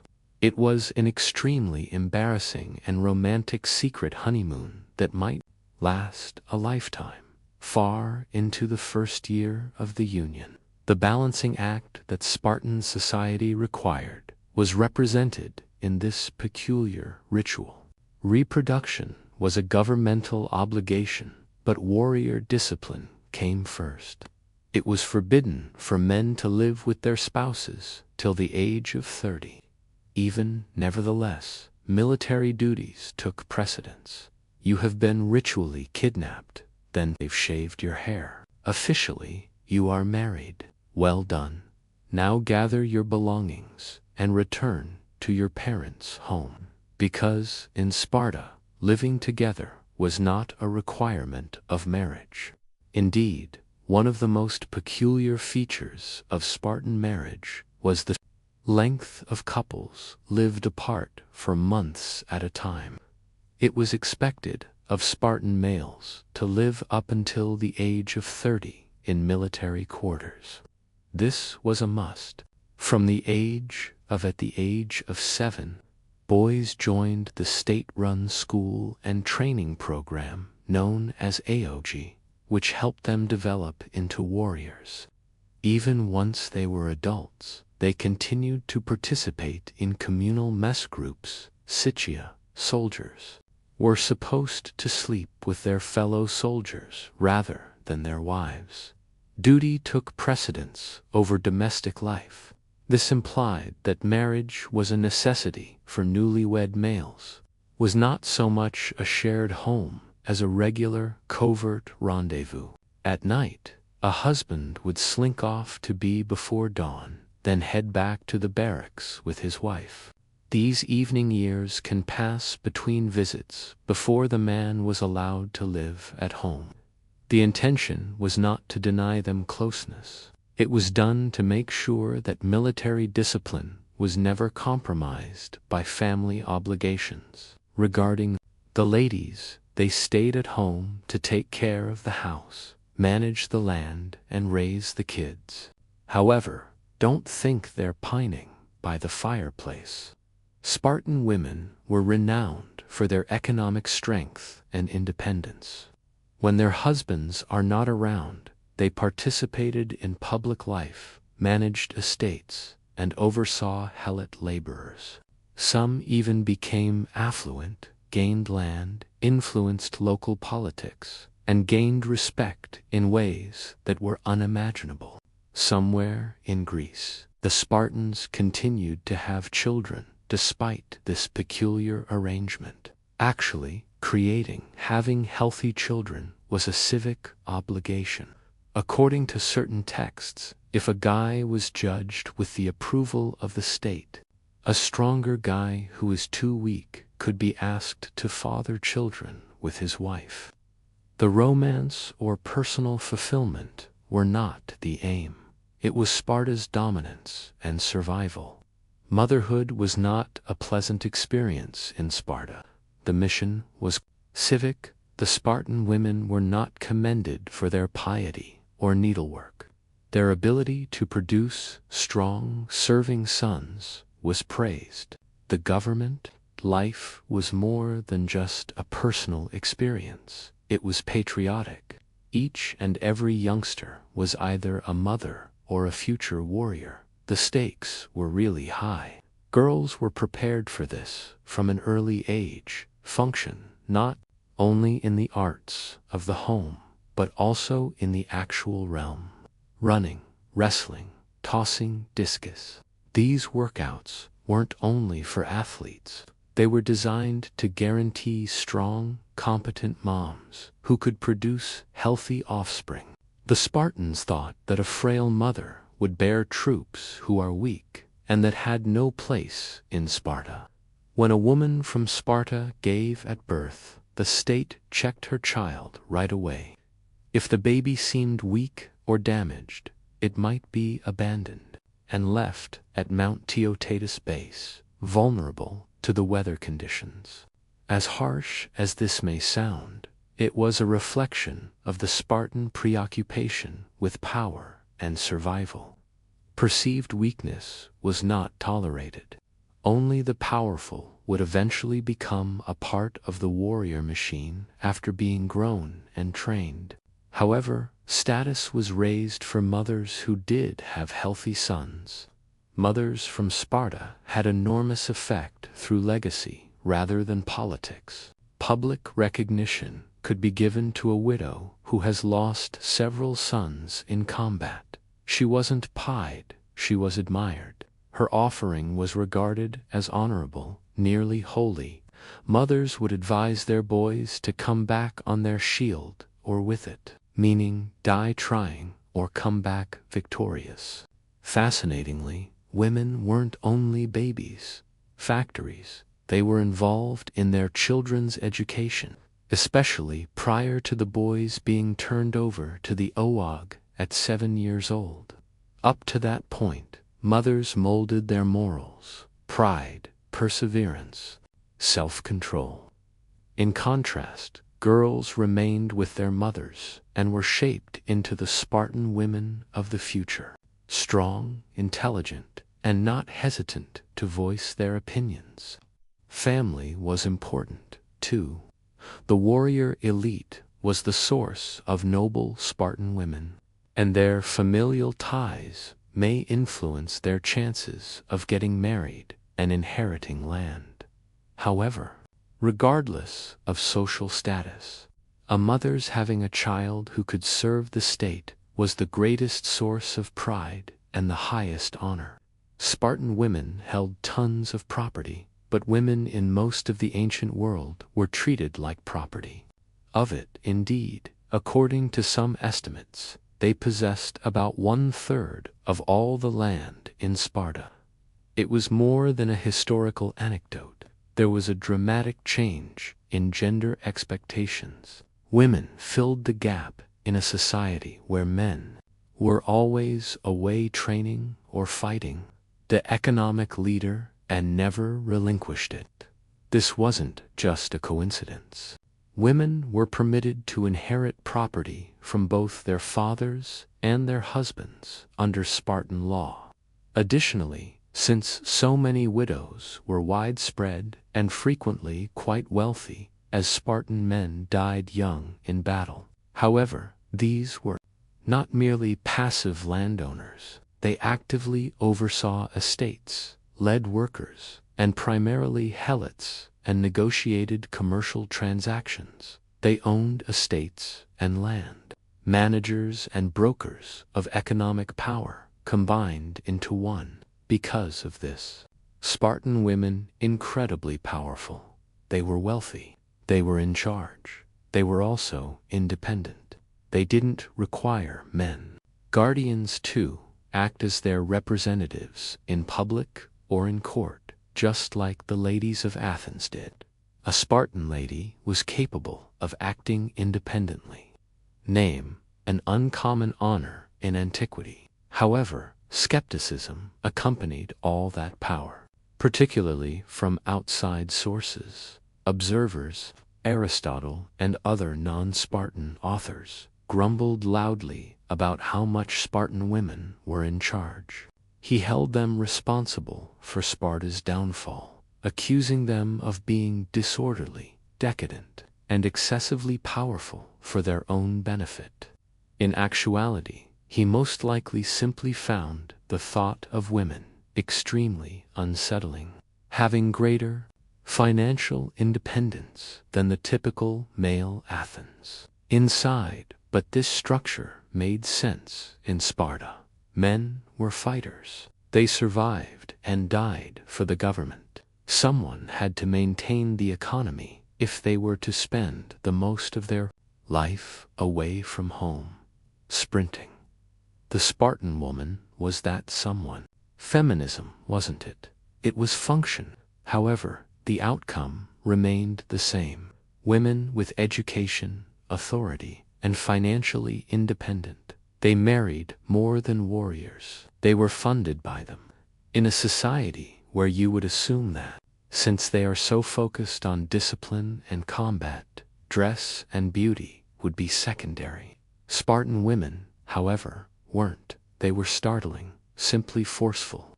Additionally, they did not remain hidden beneath veils like their Athenian counterparts did, cooped up inside.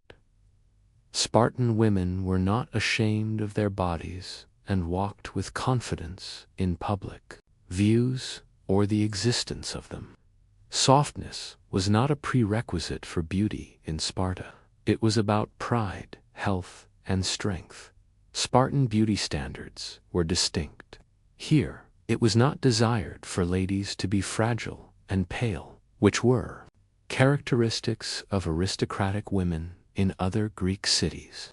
A tanning indicated that you practiced outside. You could run, wrestle, and have powerful kids if you had muscles. In addition to their beauty, Spartan women were revered for the strength they embodied. They made no effort for delicateness. They exuded energy. This mentality was mirrored in their attire. Athens ladies wore layers of cloth to keep them immobile and modest, but Spartan women wore the pepo, a more straightforward and practical clothing.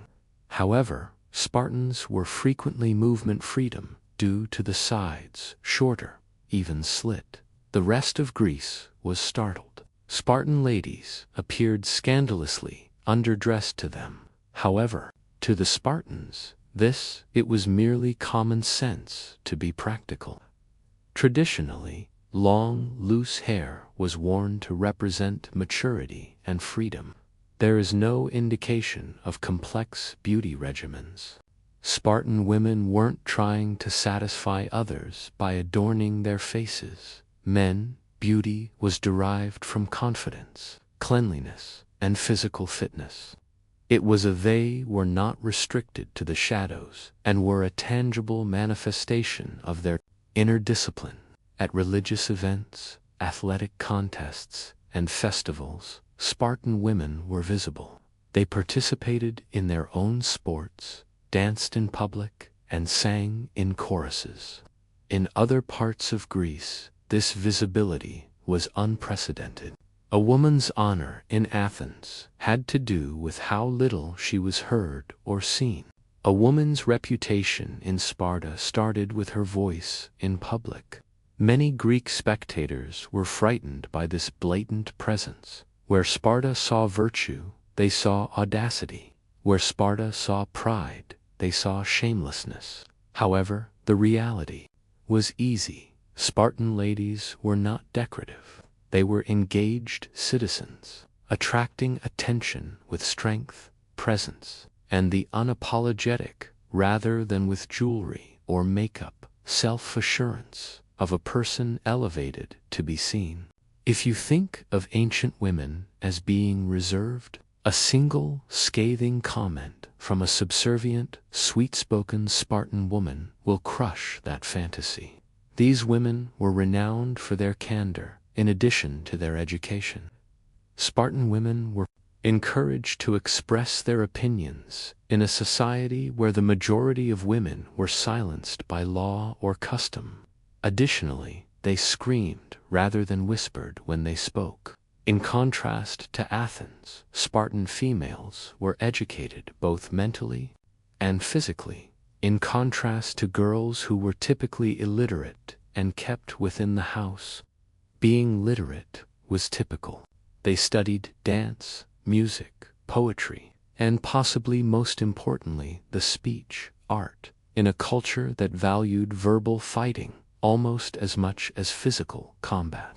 Spartan women held their own and frequently dealt the decisive blow.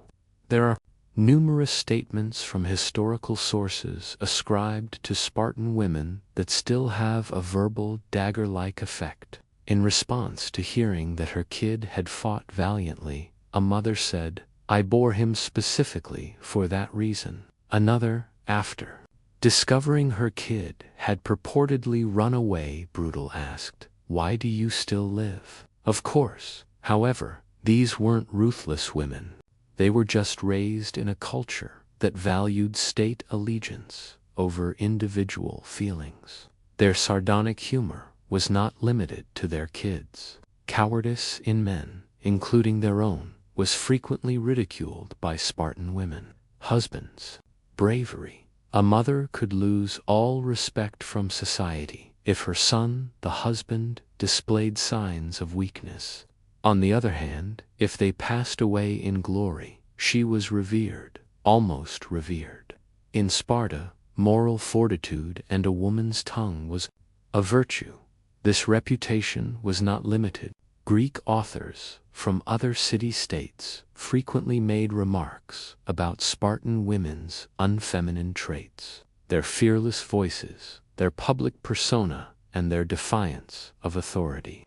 Sparta, however, was indifferent to Athens' viewpoints. It was concerned with outcomes and a woman with the ability to communicate, command attention, and raise warriors similar to a general. That woman deserved respect. Even in memory and myth, Spartan women are notable for their presence rather than their passivity. They weren't only wives and mothers. They served as rhetorical gladiators, disciplinary enforcers, and mentors. In a city constructed on silence wasn't gold, strength, it was dubious. Additionally, a Spartan lady with a sharp tongue was only one more tool in the toolbox. In the majority of ancient Greece, loyalty to one's spouse was a one-way street. Women could stray, men couldn't. Even sexual politics, however, were out of the ordinary at Sparta. Monogamy and romantic love were not central to Spartan marriage. It concerned biology, responsibility, and guaranteeing a constant supply of future combatants, and occasionally that required violating the standard principles of loyalty, or at least bending them.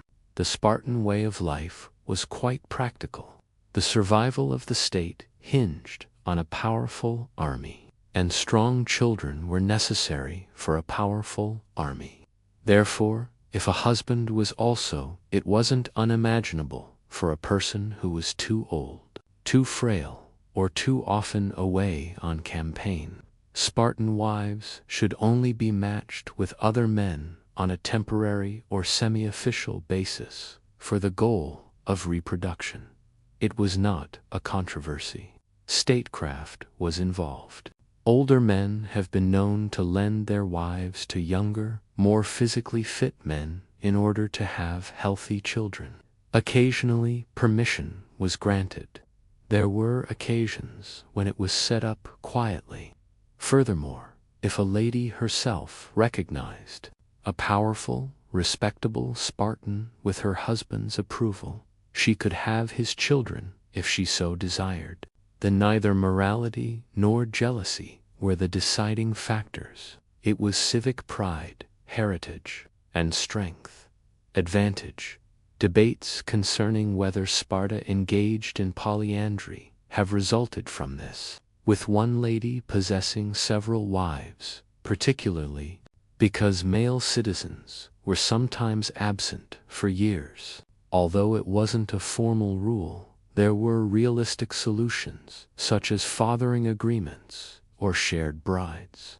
However, it's crucial to remember that this wasn't about free love or love triangles. The goal was to produce the best soldiers, and the offspring of these, as long as both partners were citizens, unions were completely legal.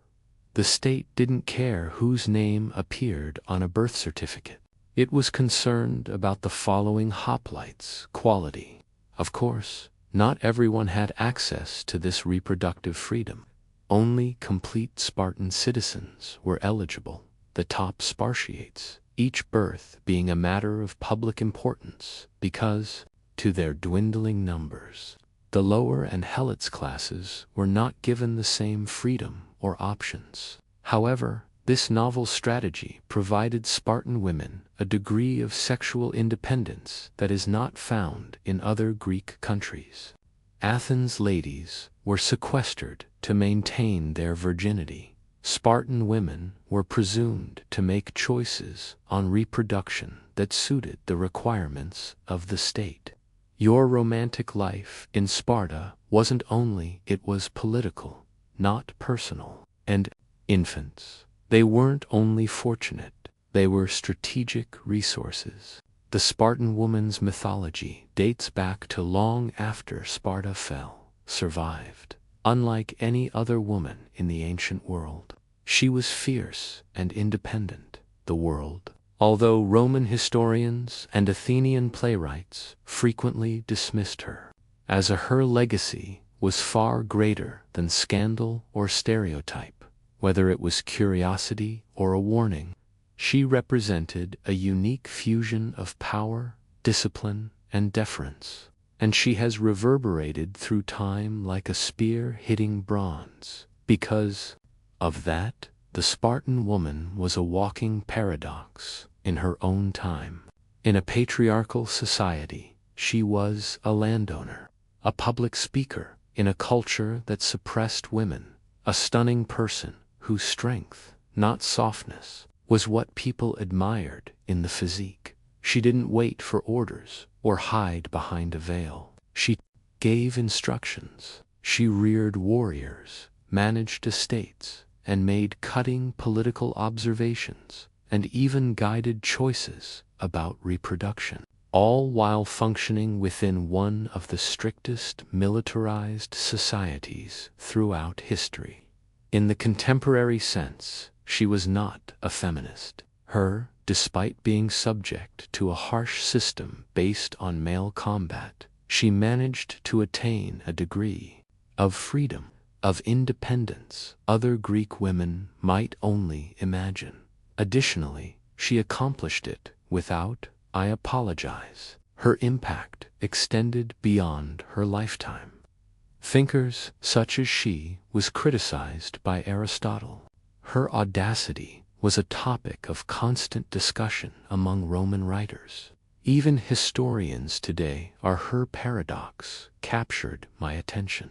Although empowered, they were raised in a system that gave priority to the state over oneself. That's what makes her so captivating, though. In her husband's tale, the Spartan woman was never merely a supporting figure.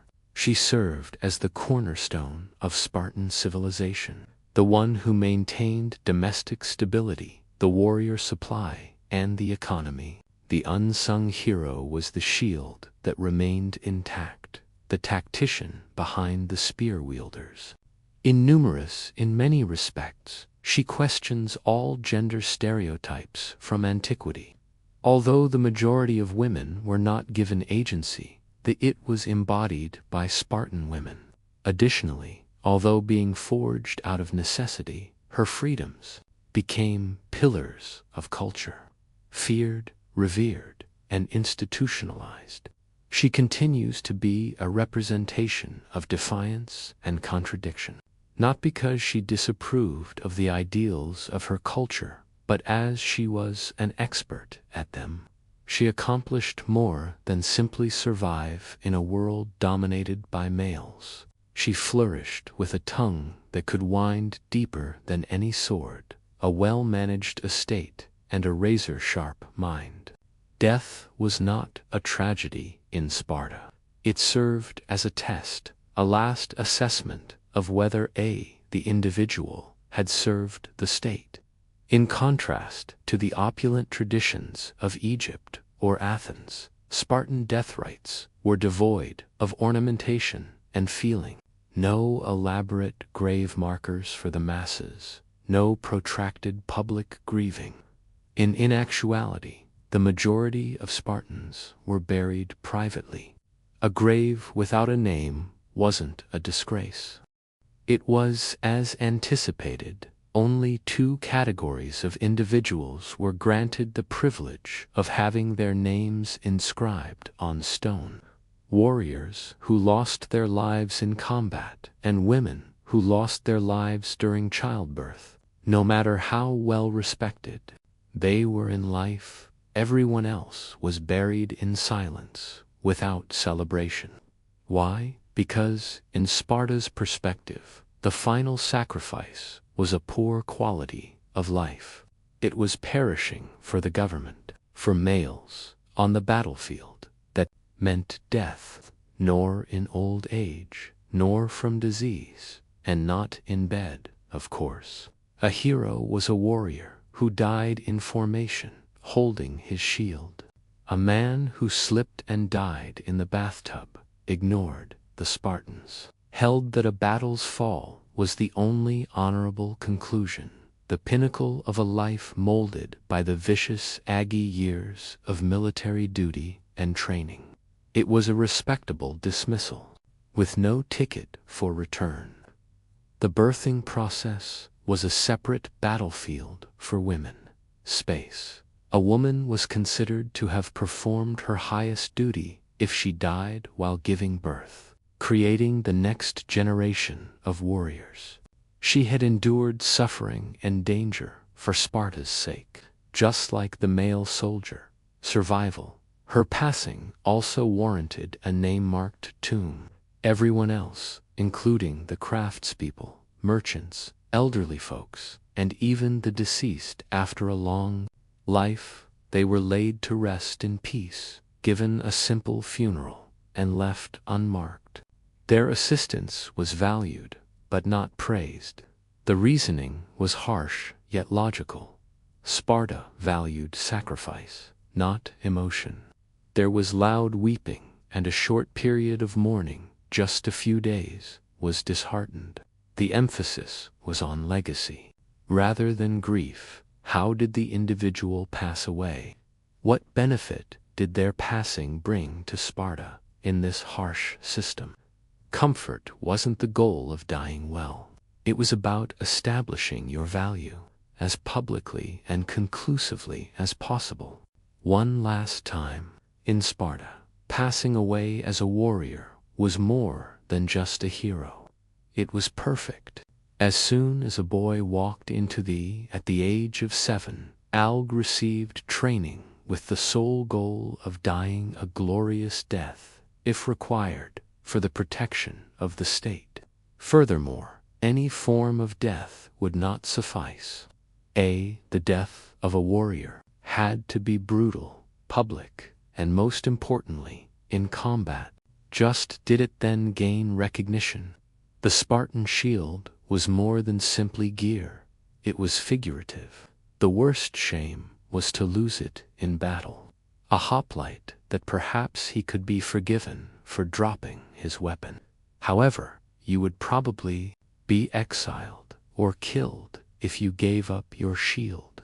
Why? Due to the fact that the entire phalanx was shielded, not just the soldier. Without it, you put everyone else in peril. Spartan mothers reportedly commanded their sons to return with their shield or on because of this. It means dead or victorious. To do otherwise was cowardice. If a holding the line and refusing to back down, Spartan died with honor. His name was Recall. There was a mark on his grave. His family received accolades. The actual city would honor him in public as he had evolved into the epitome of Spartan virtue, fortitude, bravery, and unwavering devotion. Despite all of this splendor, Spartan funerals continued to be simple. No epic poetry, no carved statues, no procession of mourners. It was sufficient to have a plain tomb marked, perhaps with a name and a symbol of their position. The heritage didn't require artwork. It endured in repute and remembrance. What was so sacred about the warrior's death wasn't a personal triumph. It was a sacrifice. Individuals were not very important to Sparta. Splendor, a useful guy, was one who lived and fought well. It was not his fighting prowess that made a man immortal, but rather his death, but for his assistance. The Spartans upheld this idea even in myth. The fact that Leonidas and his 300 prevailed did not make them idols. They didn't. They were remembered because, when others would have fled, they stood and perished.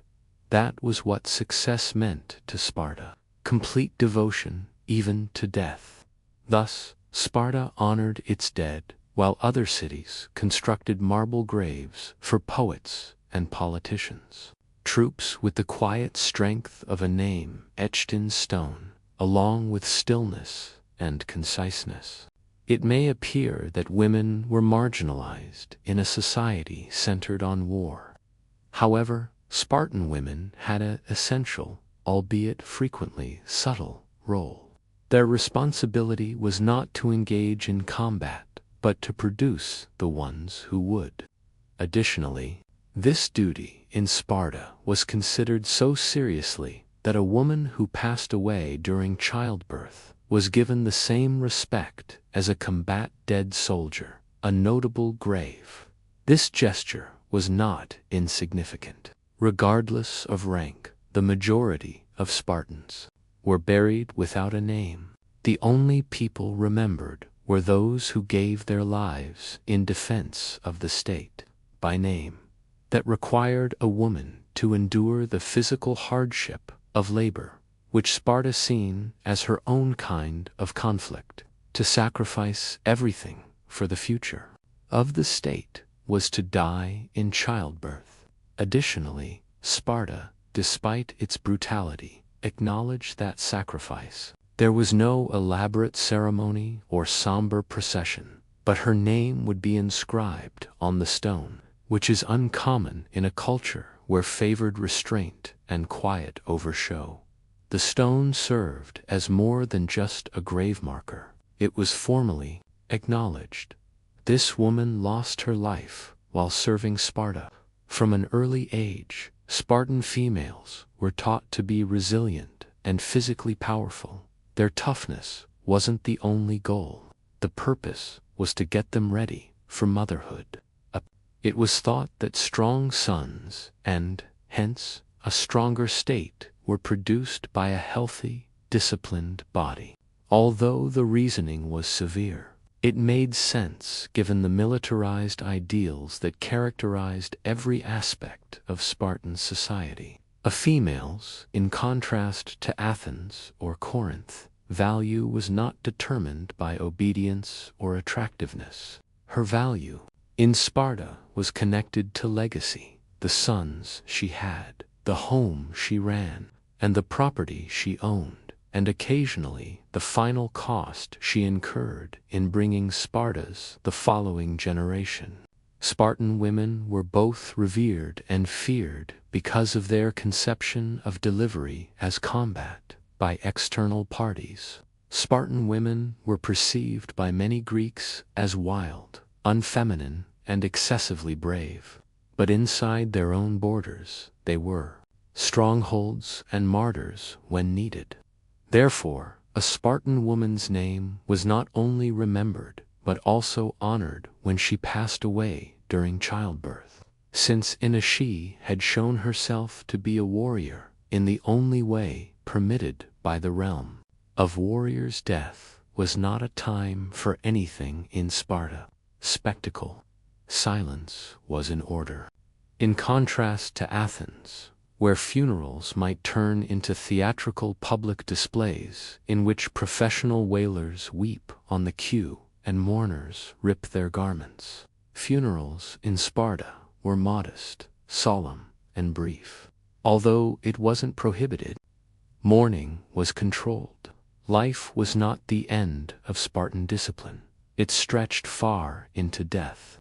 A Spartan's funeral went quickly.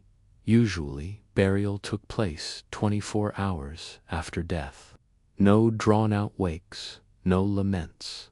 It was discouraged to show too much emotion, especially in public. It was not acceptable to weep aloud, weeping, or toss oneself against the coffin. Because mourning was viewed as personal and public punishment was always applied. It is not that Spartans did not experience grief, came first. No ornate processional was held. If the body is male, it may be carried by his companions on a shield, while clad in a cloak. If she's a woman, it's possible that they were merely wrapped and resting without any ornamentation or jewelry. Decoration and wealth were irrelevant. The life's legacy did. Usually, burials were held in approved cemeteries beyond the city limits. The majority of graves were left unmarked, except those who deserved it. Fallen soldiers and ladies who perished in delivery may be given a name-engraved stone memorial. A name, no fid, epitaph, occasionally a symbol, that was all. It was sufficient in Sparta. Family, the period of sorrow was brief, lasting only a few days. Laws even restricted the number of who was permitted to wear black or shave their hair in mourning, and who was permitted to attend a funeral. The message was evident: avoid prolonged mourning. Duty and life must continue. Cremation wasn't frequently carried out in Sparta. The favored method of burial was returning the body to the earth swiftly and without fanfare. Grand tombs and pyramids were absent of honor. Why you were buried was more important than where or how you were buried. Children were even instructed to approach death stoically. You didn't break down in tears if your father lost his life in combat. You stood taller. You didn't cry if your mother passed away during childbirth. You were honored her memory by fulfilling the sacrifice she made. The funeral wasn't the last event in Sparta. The narrative. There was only a short delay before the legacy started. Being a Spartan meant more than simply falling to the ground. It has to do with the subsequent way you were carried. Within a culture at the core of Spartan symbolism were two items that valued sacrifice over sentiment: the shield as well as the shroud of burial. Unmistakable, strong, and simple. The shield was more than just a piece of military gear. It was a really intimate object. The Spartans' only piece of armor was never permitted to lose. In contrast to spears or swords, which could be swapped out, or when the shield was dropped in combat, it shielded not only the warrior, but also the man who stood beside him. It stood for discipline, solidarity, and bravery. To give it up was to betray your allies. As a result, the Spartans said the phrase, "with your shield or on it," battle cry, and a directive to be buried. A Spartan warrior was frequently carried home on his shield after falling in combat. That his last bed was a level surface that was now bleeding and silent. It was open to the public. Assertion: this man didn't flee. This man passed away honorably. It was the final indication that he had passed the last test of Sparta. The shroud was equally meaningful for women. In contrast to the warrior's shield, there was no martial or public burial shroud. It was confidential, domestic. It's possible that the woman who died during childbirth was wrapped in her own clothes. She woven herself. These were simple shrouds. They were not jeweled or scented. However, they were revered, evidence that she had fulfilled her responsibility, sacrificed her life for Sparta, and paid the ultimate price. No grave goods, no weapons, no gold. Funerals in Sparta avoided the materialistic accoutrements typical of Greece's various regions. The shield and shroud were even practical rather than ornamental. But from a Spartan perspective, they said what needed to be said. Among these symbols, one difficult one, soft and spun in the house, the other, honed in battle, revealed to you exactly who the dead had been. There was no need for a eulogy. A statue wasn't necessary. A male, either a woman wrapped in her woven cloth or a guy on his shield, these were the real memorials of Sparta. In the majority of cultures, mourning is prolonged, loud, and intense. A publication of a homage to the deceased and grief for the surviving. Sparta, however, wasn't like most cultures.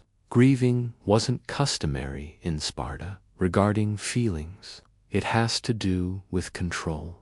A loved one's passing was not an call to tears. It served as a test. Like all other times in Spartan history. In Sparta, grieving was a personal matter that was tightly controlled by law and tradition. Prohibited, excessive, tearing your clothes, and loud wailing, dropping to your knees in public anguish, not at all. The Spartans held that public mourning morale was weakened, and the group's attention was diverted from its mission. Therefore, even in death and one's emotions submitted to the state, mournings were usually brief, just a few days. Families were supposed to get back to their regular lives as soon as possible. No monthly rituals, no shrines in the house, and long periods of dark attire. The memory, not sentiment, had to serve Sparta, and the dead had become part of memory. This mindset was instilled in children from an early age. You didn't weep if your father lost his life in combat. You paid tribute to him by taking a tall stance. You didn't break down if your mother passed away during childbirth. You continued to be strong. Even at funerals, Spartan youths were urged to remain emotionless as a preliminary exercise in stoicism. It's possible to interpret a tear as weakness. Spartans are not implied by this. Didn't experience any loss. They did, of course, however. Emotions were never supposed to enter the manner of operation. Even though a Spartan mother would grieve in private, if her son passed away with dignity, she would value pride over suffering. Occasionally, mothers whose boys lived were less honored than those whose sons had fought valiantly. The values were reversed. Glory was born out of grief. In this atmosphere, memory was more about civic contribution than it was about personal remembering. A grave's name wasn't reserved for the family. Sparta was the recipient. It revealed upcoming generations. This individual sacrificed everything. Take a lesson from them. Take after them. Death in Sparta might turn you into a hero, but only if it went according to plan. Being killed in combat was respectable. For Sparta, it was divine to die. However, that was dying in cowardice, worse than actually dying.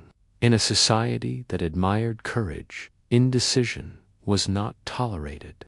A Spartan who ran away the battlefield was not merely humiliated, memory destroyed, shamed, and cursed him. The term for a man like this was a trembler, a person who trembled in terror rather than being resolute in battle. Tremblers were humiliated. In public, cloaks with patches of various colors were required of them in order to identify their shame. Their partially shaven beards served as a visual cue that they had not fulfilled their obligation. Additionally, their shame was shared.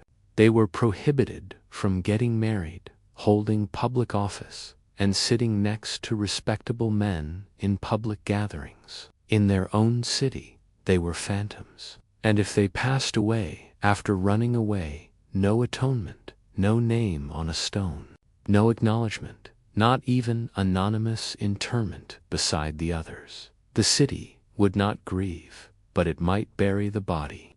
People would remember the man, if not as a fighter, but as a warning. Interestingly, the Spartans didn't demand stupid bravery or suicidal accusations. It was one thing to strategically withdraw in pursuit of a more ambitious tactical objective. But the greatest betrayal was leaving your allies behind in order to protect your own reputation. Even within the family, the same rigid moral code was in effect. If a son returns alive, a mother may disown him, but dishonored. In the face of a crisis, some mothers are even known to have opened their doors and then slammed them shut. Cowardly but alive, child. Yes, it was a cruel gesture, but honor was not negotiable. Cowardice was more than simply a stain. It tarnished the lineage. Your family name became linked to weakness if you died a cowardly death.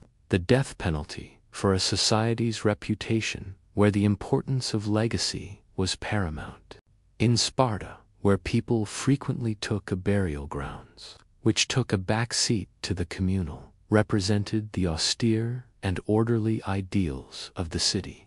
In contrast to the grand, unlike the ornate necropolises of Egypt or the tombs of Athens, Spartan burials were purposefully plain, a stark reminder that service and humility were crucial in both life and death. The majority of Spartans were interred in public cemeteries and outside the city walls. These websites were operational, not ornamental. Graves were tiny earth mounds or unmarked pits that frequently had no permanent monument. The absence of individual memorials highlighted a cultural focus on the group rather than the individual. Without much fuss. The city honored its heroes. Only women who died during childbirth or those who lost their lives in combat were given marked graves. These were uncommon exceptions and important. Simple stone markers bearing their names or other symbols may be placed on their graves as public acknowledgement of sacrifice. These signs lacked any gaudy monuments or intricate carvings, only a name to serve as a reminder to future generations of the person's role in law enforcement. According to some historians, the purpose of Spartan funeral customs was to prevent the glorifying of death itself. In contrast to other societies where opulent tombs were used to honor the afterlife, Sparta viewed death as a change. The life lived, not the monument erected, was the true source of honor. Instead of being worshipped, the Spartan dead were remembered by the living, by their deeds and tales. These funeral sites had a social purpose as well. Every day they reminded the Spartans of the price of their culture, of militarization. Each grave served as a somber reminder of the sacrifices made to ensure the city's continued existence and dominance.